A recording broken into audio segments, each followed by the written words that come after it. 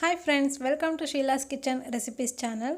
ಈ ಒಂದು ವಿಡಿಯೋದಲ್ಲಿ ನಾವು ಸಿಂಪಲ್ಲಾಗಿ ಎಗ್ ರೈಸ್ ಹೇಗೆ ಮಾಡ್ಬೋದು ಅಂತ ತಿಳ್ಕೊಳ್ಳೋಣ.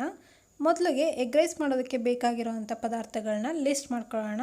ಎಗ್ ರೈಸ್ ಮಾಡೋದಕ್ಕೆ ಬೇಕಾಗಿರೋವಂಥ ಪದಾರ್ಥಗಳು 10ರಿಂದ 15 ಕರಿಬೇವಿನ ಎಲೆ, ಉದ್ದಕ್ಕೆ ಸಿಳಿರೋವಂಥ ಹಸಿಮೆಣಸಿನಕಾಯಿ 8ರಿಂದ 10, 1 ಟೇಬಲ್ ಸ್ಪೂನ್ ಶುಂಠಿ ಬೆಳ್ಳುಳ್ಳಿ ಪೇಸ್ಟ್, ಸಣ್ಣದಾಗಿ ಹಚ್ಚಿಟ್ಕೊಂಡಿರೋವಂಥ ಈರುಳ್ಳಿ 3, ಸಣ್ಣದಾಗಿ ಹಚ್ಚಿಟ್ಕೊಂಡಿರೋವಂಥ ಟೊಮ್ಯಾಟೊ 2, ಸಣ್ಣದಾಗಿ ಹಚ್ಚಿಟ್ಕೊಂಡಿರೋಂಥ ಕೊತ್ತಂಬರಿ 5ರಿಂದ 6 ಕಡ್ಡಿ, ಅಡುಗೆ ಎಣ್ಣೆ 1 ಲೋಟ, 8ರಿಂದ 10 ಮೊಟ್ಟೆ, ಧನಿಯಾ ಪುಡಿ 1 ಟೇಬಲ್ ಸ್ಪೂನ್, ಉಪ್ಪು ರುಚಿಗೆ ತಕ್ಕಷ್ಟು, ಅರಿಶಿನ 1/4 ಟೇಬಲ್ ಸ್ಪೂನ್, ಕಾಳುಮೆಣಸಿನ ಪುಡಿ ಅರ್ಧ ಟೇಬಲ್ ಸ್ಪೂನ್, ಸಾಸಿವೆ ಅರ್ಧ ಟೇಬಲ್ ಸ್ಪೂನ್ ಹಾಗೂ ಅನ್ನ.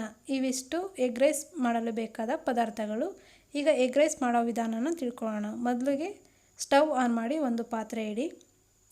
ನಂತರ ಇದಕ್ಕೆ ಅಡುಗೆ ಎಣ್ಣೆ ಹಾಕಿ, ಅಡುಗೆ ಎಣ್ಣೆ ಕಾದ ನಂತರ ಇದಕ್ಕೆ ಸಾಸಿವೆ ಹಾಕಿ, ಸಾಸಿವೆ ಚೆನ್ನಾಗಿ ಸಿಡಿಬೇಕು. ಸಿಡಿದಾದ ನಂತರ ಇದಕ್ಕೆ ಕರಿಬೇವಿನ ಎಲೆಗಳನ್ನ ಹಾಕಿ, ನಂತರ ಉದ್ದಕ್ಕೆ ಸಿಳಿರೋವಂಥ ಹಸಿಮೆಣಸಿನ್ಕಾಯಿನ ಹಾಕ್ಬಿಟ್ಟು ಒಂದು 5ರಿಂದ 6 ಸೆಕೆಂಡು ಫ್ರೈ ಮಾಡಿ.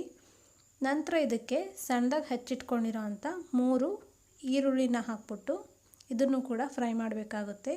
ಈ ಈರುಳ್ಳಿನ ಫ್ರೈ ಮಾಡಬೇಕಾದ್ರೇ ಉಪ್ಪನ್ನು ಕೂಡ ಆ್ಯಡ್ ಮಾಡ್ತಾ ಇದ್ದೀನಿ. ಇದರಿಂದ ಈರುಳ್ಳಿ ಬೇಗ ಬೇಯುತ್ತೆ. ಈರುಳ್ಳಿ ಅರ್ಧ ಬೆಂದಾದ ನಂತರ 1 ಟೇಬಲ್ ಸ್ಪೂನ್ ಶುಂಠಿ ಬೆಳ್ಳುಳ್ಳಿ ಪೇಸ್ಟನ್ನ ಹಾಕ್ತಾ ಇದ್ದೀನಿ. ಈ ಶುಂಠಿ ಬೆಳ್ಳುಳ್ಳಿನಲ್ಲಿರೋವಂಥ ಹಸಿ ವಾಸನೆ ಎಲ್ಲ ಹೋಗೋವರೆಗೂ ನಾವು ಚೆನ್ನಾಗಿ ಫ್ರೈ ಮಾಡಬೇಕು. ಈ ಹಸಿ ವಾಸನೆ ಎಲ್ಲ ಹೋದಾದ ನಂತರ ಇದಕ್ಕೆ ಸಣ್ಣದಾಗಿ ಹಚ್ಚಿರೋವಂಥ 2 ಟೊಮ್ಯಾಟೊನ ಹಾಕ್ಬಿಟ್ಟು ಇದನ್ನು ಕೂಡ ಚೆನ್ನಾಗಿ ಫ್ರೈ ಮಾಡಬೇಕು. ಟೊಮ್ಯಾಟೊ ಪೂರ್ತಿ ಬೇಯೋವರೆಗೂ ಕೂಡ ನಾವು ಇದನ್ನು ಫ್ರೈ ಮಾಡಬೇಕಾಗುತ್ತೆ. ಈಗ ಟೊಮ್ಯಾಟೊ ಬೆಂದಿದೆ, ಇದಕ್ಕೆ ಪುಡಿಗಳನ್ನ ಹಾಕೋಣ. ಮೊದಲಿಗೆ ಅರಿಶಿನ, ನಂತರ 1 ಟೇಬಲ್ ಸ್ಪೂನ್ ಧನಿಯಾ ಪುಡಿ, ನಂತರ ಅರ್ಧ ಟೇಬಲ್ ಸ್ಪೂನ್ ಕಾಳುಮೆಣಸಿನ ಪುಡಿ ಹಾಕ್ಬಿಟ್ಟು ಒಂದು 5ರಿಂದ 10 ಸೆಕೆಂಡು ಚೆನ್ನಾಗಿ ಮಿಕ್ಸ್ ಮಾಡೋಣ. ಇದು ಮಿಕ್ಸ್ ಆದ ನಂತರ ಮೊದಲೇ ಒಡೆದಿಟ್ಕೊಂಡಿರೋ ಅಂಥ 8ರಿಂದ 10 ಮೊಟ್ಟೆಗಳನ್ನ ಹಾಕ್ತಾಯಿದ್ದೀನಿ. ಈ ಮೊಟ್ಟೆಗಳನ್ನ ಹಾಕಿದಾಗ ತಳ ಹಿಡಿಯೋ ಚಾನ್ಸಸ್ ತುಂಬ ಇರುತ್ತೆ. ಸೊ ಹಾಗಾಗಿ ನೀವು ಇದನ್ನು ಚೆನ್ನಾಗಿ ಮಿಕ್ಸ್ ಮಾಡ್ತಾನೆ ಇರಬೇಕಾಗುತ್ತೆ. ಎಲ್ಲಿವರೆಗೂ ಈ ಮೊಟ್ಟೆಗಳ ಮಿಶ್ರಣನ ಮಿಕ್ಸ್ ಮಾಡಬೇಕಂದ್ರೆ ಈ ಹಸಿ ಮೊಟ್ಟೆ ಏನಿದೆಯೋ ಇದೆಲ್ಲ ಡ್ರೈ ಆಗಿಬಿಟ್ಟು ಉಡಿ ರೀತಿ ಬರುತ್ತೆ.